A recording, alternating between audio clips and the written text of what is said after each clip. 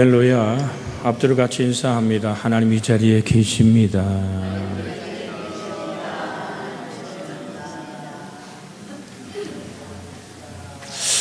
우린 저번 주까지 성부 하나님에 관한 말씀을 나눴습니다. 이제 성자 하나님, 성령 하나님, 삼위일체 하나님에 관한 말씀을 계속 이어갈 텐데요. 성자 하나님이신 예수님에 대해서 이제부터 또 여러 주 함께 은혜를 나누기를 원하는데요. 사실 예수님에 관한 말씀을 제대로 공부한다면 수백 시간의 설교와 강의로도 부족할 것입니다. 그런데 예수 그리스도에 관한 말씀을 나누면서 무엇을 나누고자 하면 예수 그리스도의 성육신하심, 예수님의 십자가, 예수님의 부활, 이것이 우리 기독교의 핵심이 되기 때문에 이 세 주제를 가지고 성자 하나님이신 예수님, 그 은혜를 나누기를 원합니다. 도대체 성육신이란 얘기가 뭐예요? 라고 묻는다면 예수 그리스도가 이 땅에 오신 것은 하나님께서 사람의 몸을 입고 오신 것입니다. 지금 아멘을 기다렸는데 다시 설명할게요. 즉 예수님은 완전한 하나님이시고 완전한 사람이셨습니다. 이 진리에서 어긋나면 구원의 길이 흐려지는 거거든요.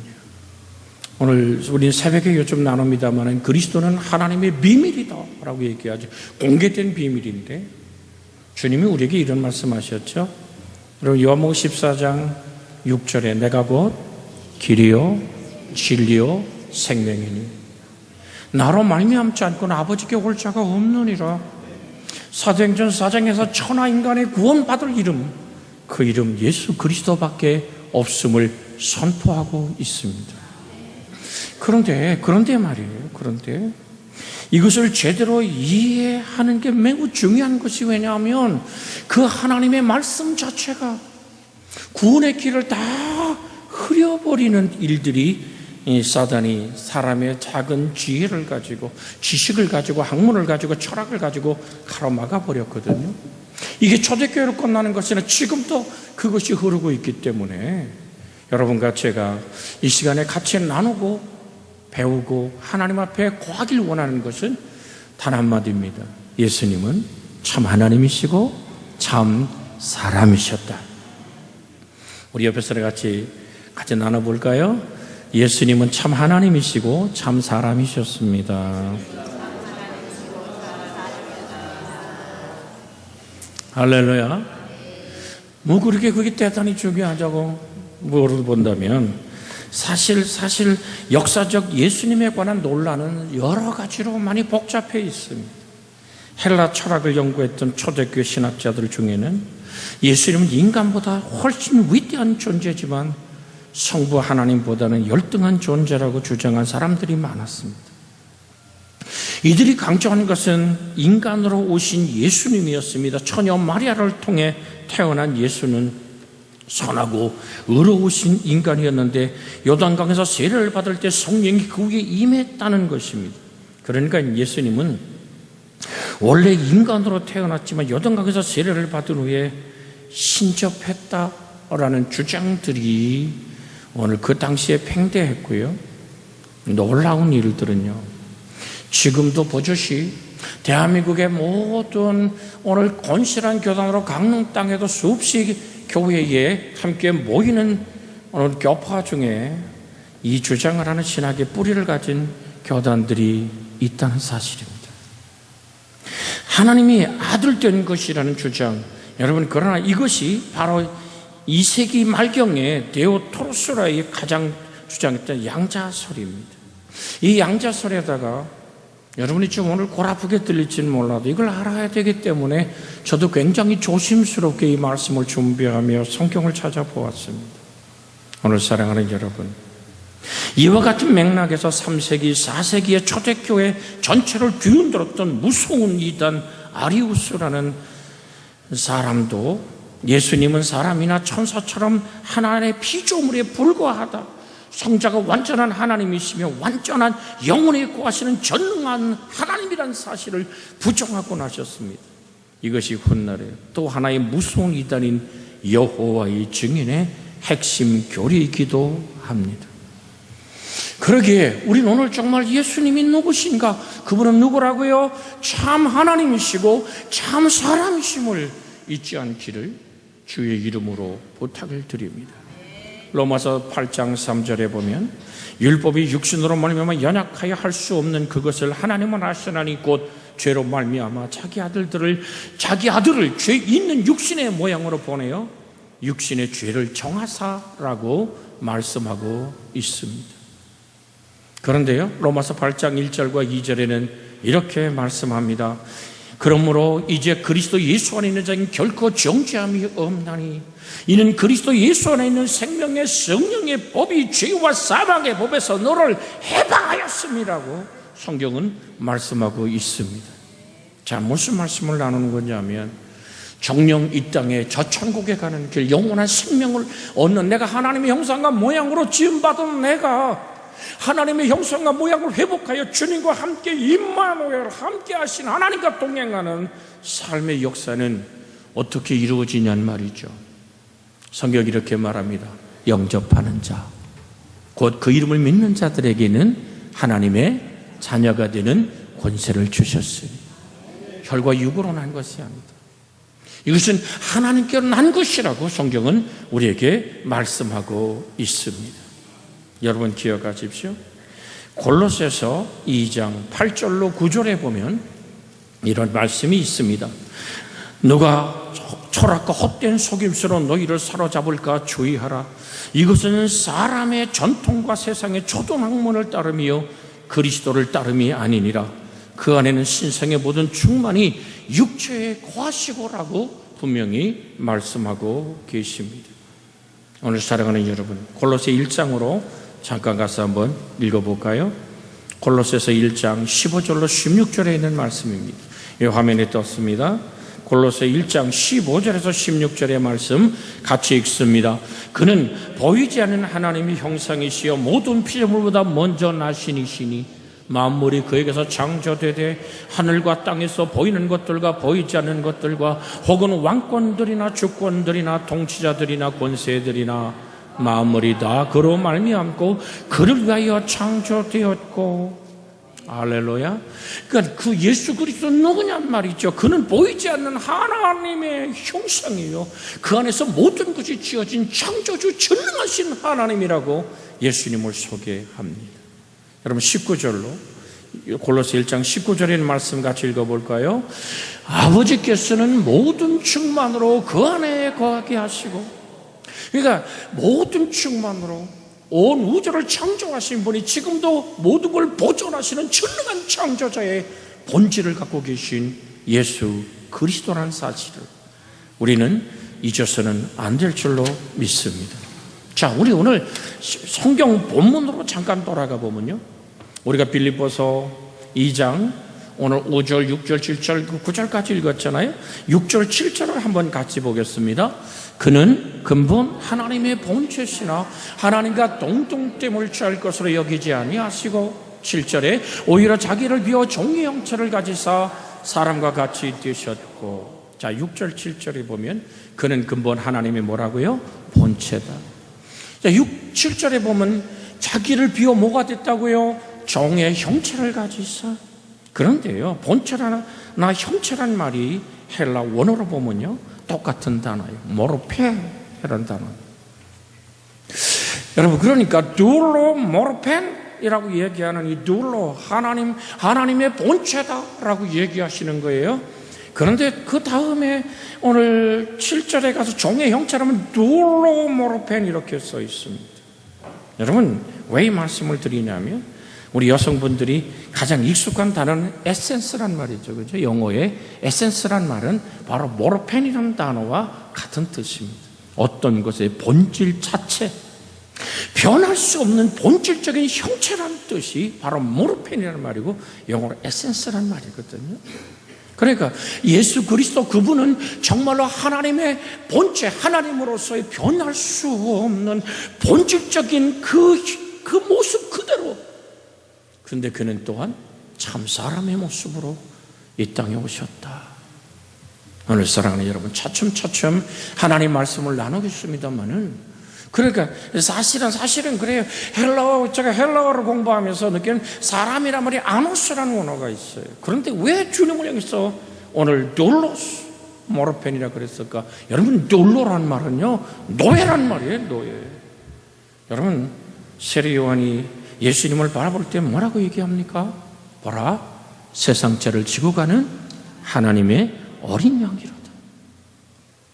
죄 없으신 분이 우리의 죄가 되어 그렇게 십자가에 못 박혀 우리를 죄에서 속량해 주시고 허물과제를 씻어주실 뿐 아니라 우리의 인생 속에 박혀있는 저주의 근원을 끊어내시는 길은 누군가 값을 치러야 되거든요.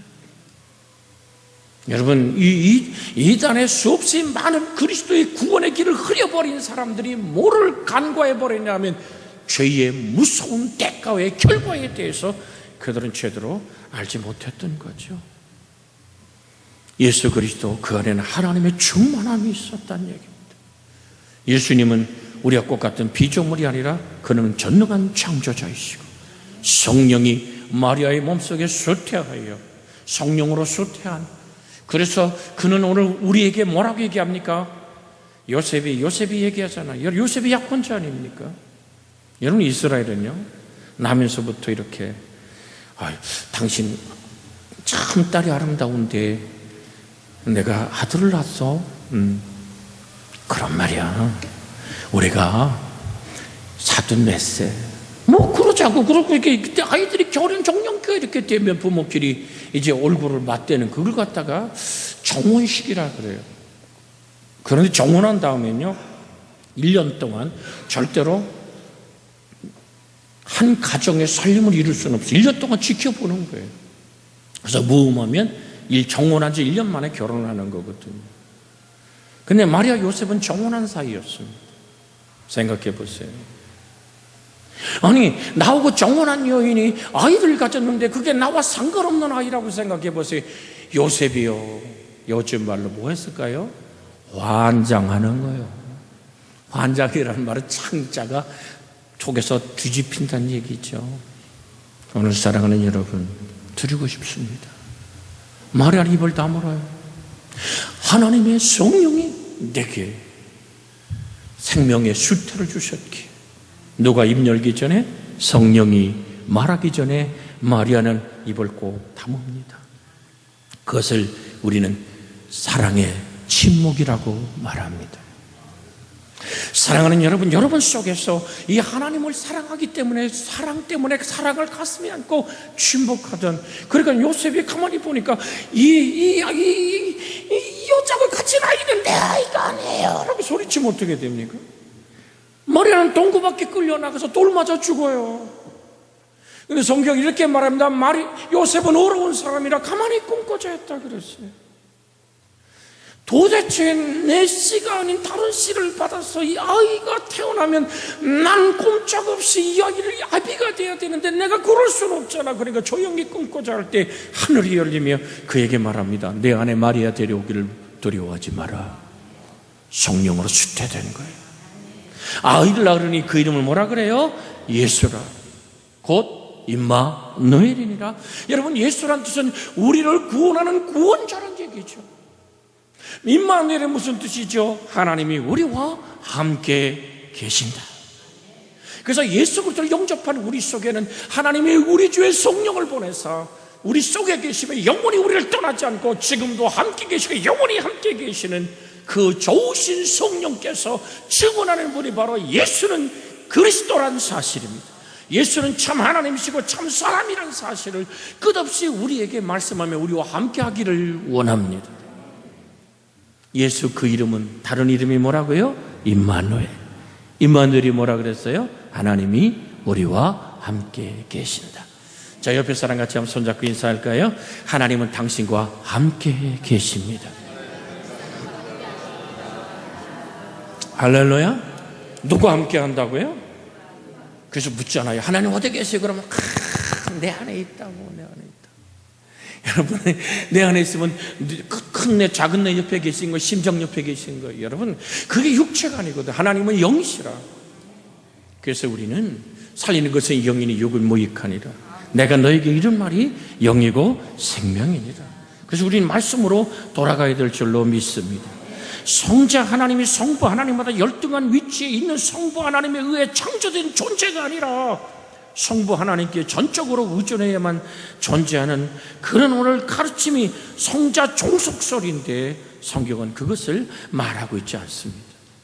예수님이 친히 하신 말씀 볼까요? 요한복음 10장 29절에서 30절의 말씀을 함께 나누려고 합니다. 요한복음 10장 29절에서 같이 한번 읽어볼까요?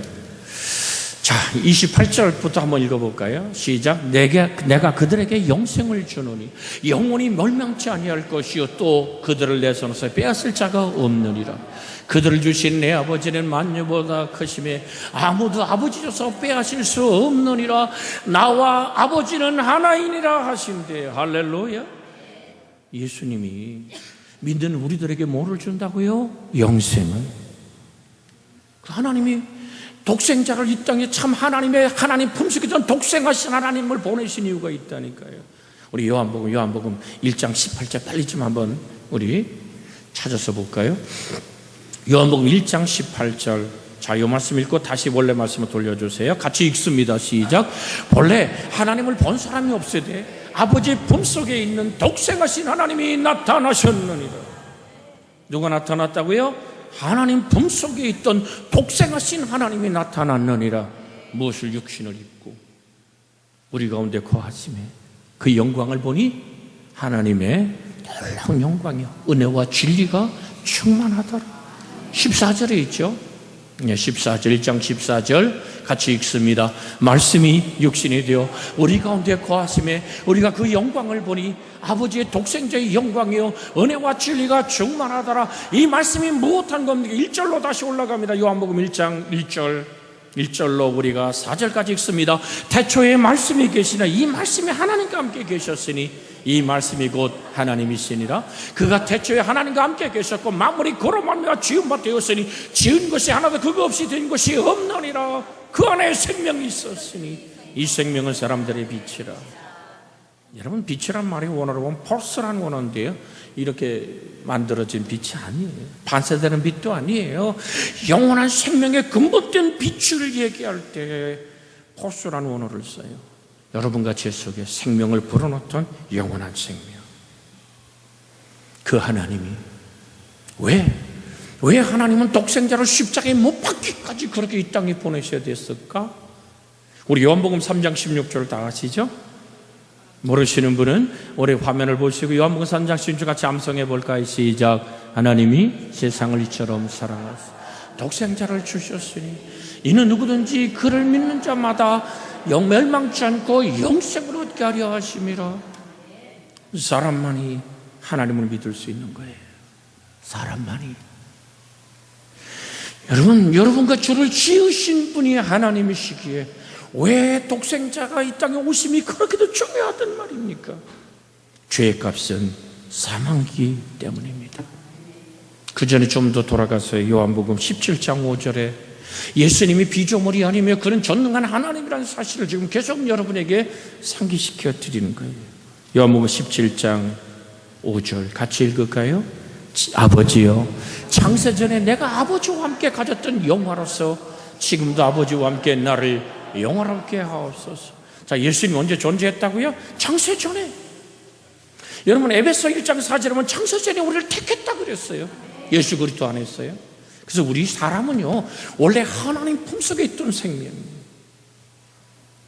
그래서 이 땅에 태어나 7, 80이 살다가 하나님께로 돌아가야 되는데 그 돌아가는 길이 예수 그리스도라고요. 그래서 주 예수를 믿어라. 그리하면 너와 네 집이 구원을 얻으리라. 여러분, 정말 이게 복잡한 얘기입니다만은 여기에 근거해서 19세기 독일에서는 인간 예수를 극대화시키는 자유주의 신학이 나왔습니다. 이들에 의하면 예수는 하나님이 성육신하신 게 아니고 그저 한 위대한 도덕적 도덕적 스승이요 성부 하나님께 순종하는 위대한 모범에 불과하다고 주장합니다. 구원은 다만 그리스도의 모범을 따라 선한 일을 행함으로써 얻어내는 것이라고, 그리스도는 우리에게 오늘 도전을 주고 모범을 주시는 인물이라고 주장은 아리우스주의를 선계하는 자율주의 신학이 강조하는 것은 도덕이요 윤리입니다. 이들이 가진 문제의 원인은 두 가지로 우리는 좀 살펴볼 텐데요. 보세요. 이게 왜 그렇게도 무서운 줄 아십니까? 제가 왜 미치도록 중국의 선교의 현장에 들어가야 되는 이유가 여기 있습니다. 남쪽 제가 들어가죠. 여러분, 제가 중남신학이라는 정부에서 인정된 신학교에 오늘 거기서 목산수 받은 사람이 나한테 물어요. 공자의 도나 예수의 도가 같다고 자기는 조직신학에서 공부했다는 거예요. 도덕주의, 자유주의 신학.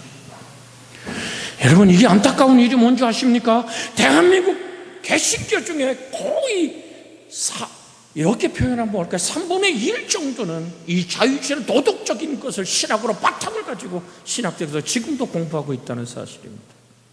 제가 석사과정을 공부할 때 그쪽에서 온 교수가 가져온 저서를 지금도 제가 갖고 있어요. 여러분, 제가 어느 교단이라고 말하고 싶지는 않습니다. 여러분, 신학적인 배경이라고 얼버무리지만 사실은 여러분, 건물은 기초가 중요한 것입니다.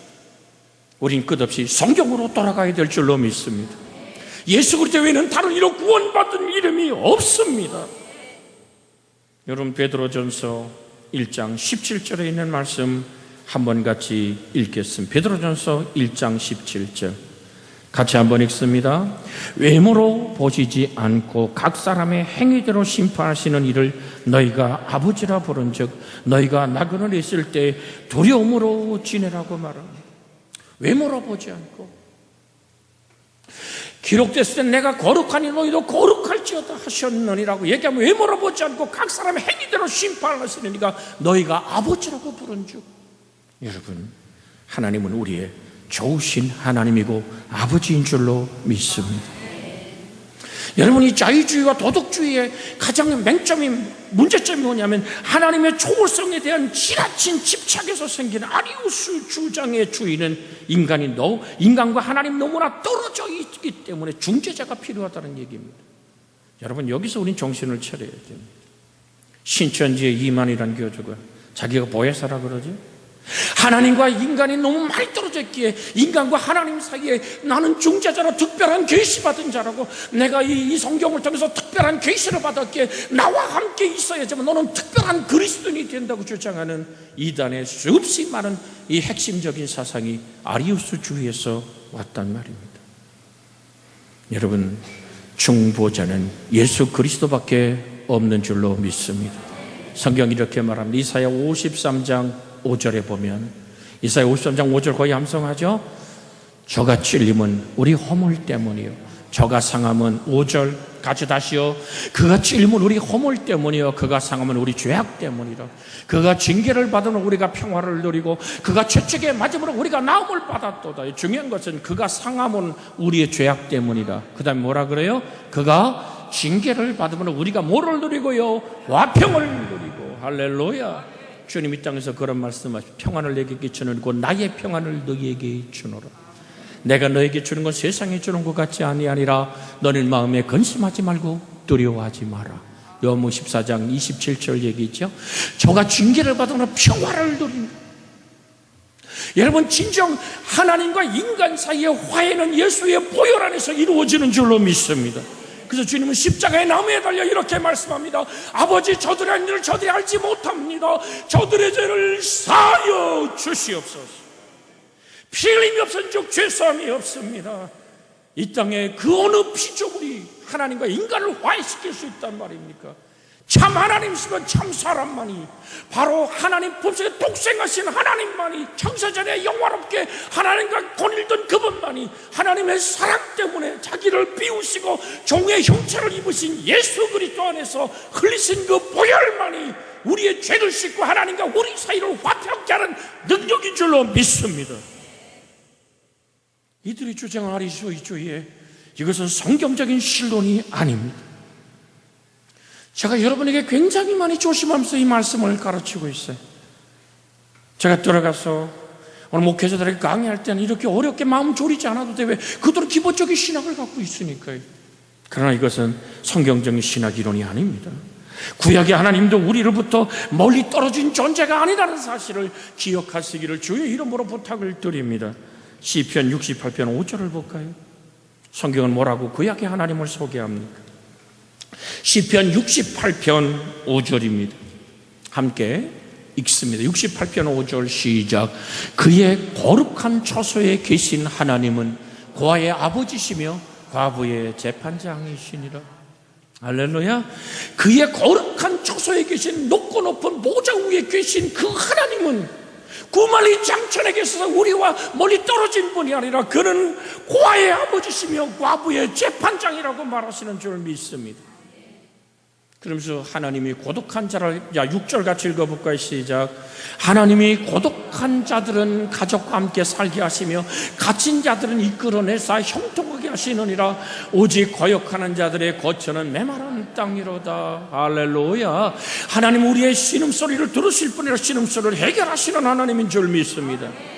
나인성에서 홀로 된 여인이 갑자기 온 인생의 기대였던 그 젊은 아들이 세상을 떠나가 버립니다. 얼마나 처절할까요? 얼마나 가슴 졸이며 그 상녀의 끝자락을 붙잡고 땅을 뒹굴며 울으며 따라갈까요? 여러분, 예수님은 그 장면을 마주쳤습니다. 주님 이렇게 말합니다. 상녀야, 멈추어라. 여러분, 여기까지는 불경에도 똑같은 상황이 있습니다. 상녀야, 멈추라. 불경은 어떻게 말하는지 아세요? 그 어미에게 말합니다.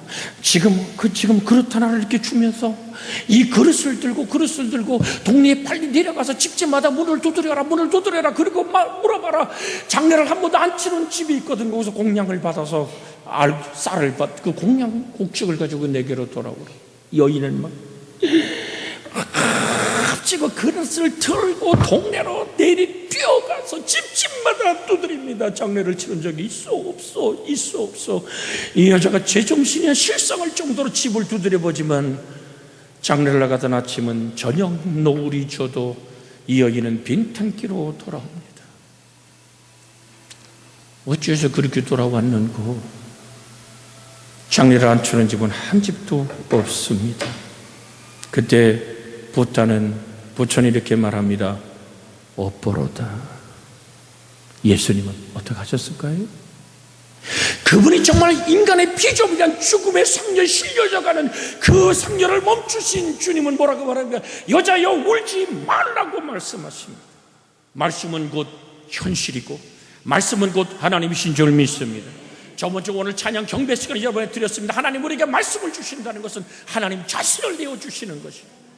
말씀은 곧 하나님의 행동인 줄로 믿습니다.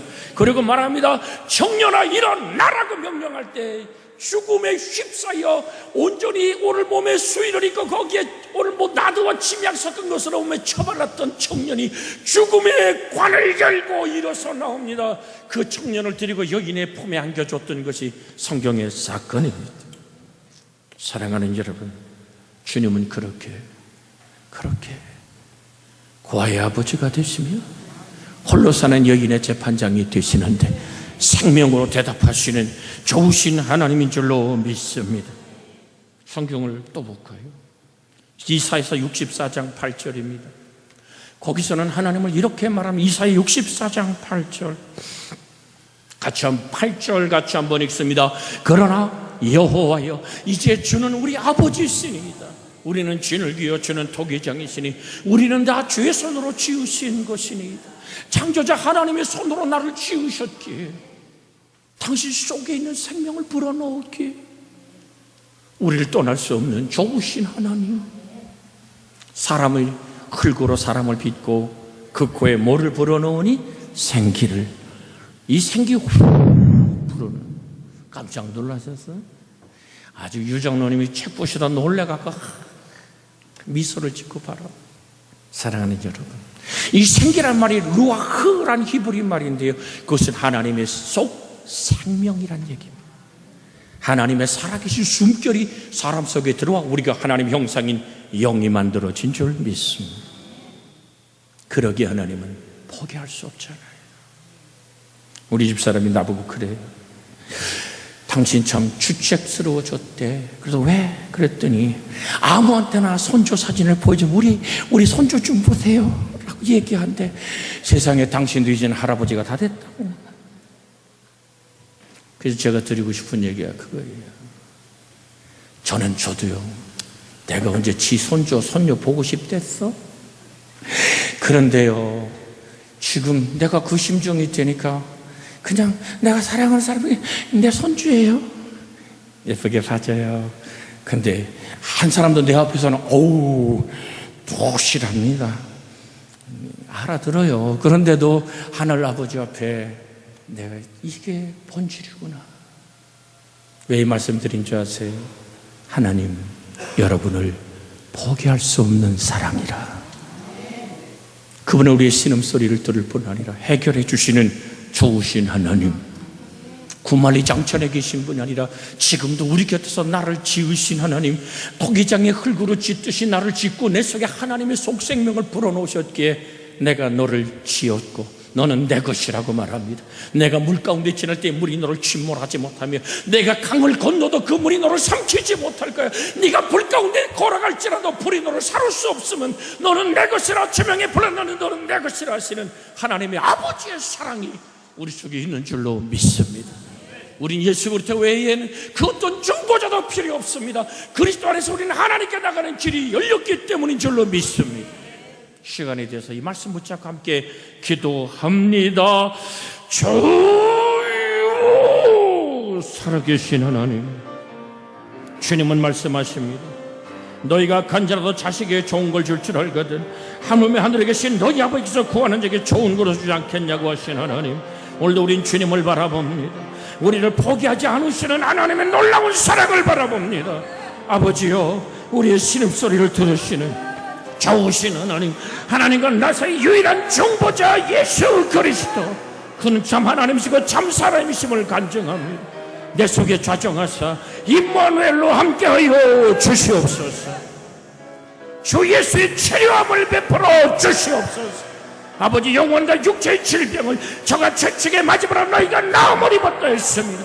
유일한 화평의 중보자시여, 저가 징계로 우리가 평화를 누린다. 샬롬의 평화로 우리 영혼을 자유케 하여 주시고 채찍에 맞은 피 흘림으로 우리의 질병을 치료하여 주시옵소서. 주 예수님의 이름으로 기도하나이다. 아멘.